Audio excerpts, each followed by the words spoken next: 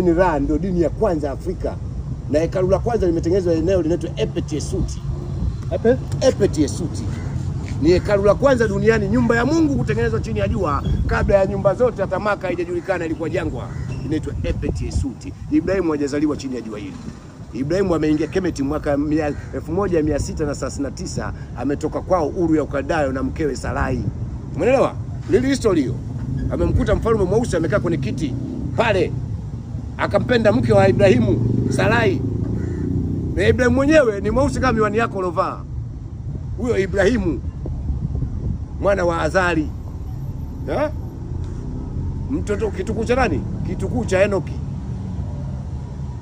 Baba yao ni Mwethiopia kutoka huku Mathusela pamoja na Manase. Ndio akaja kumzaa mtoto anaitwa Idris. Ila ntarudi kwenye jibu langu. Yeah. Swali langu, sorry. Kwa nini wewe una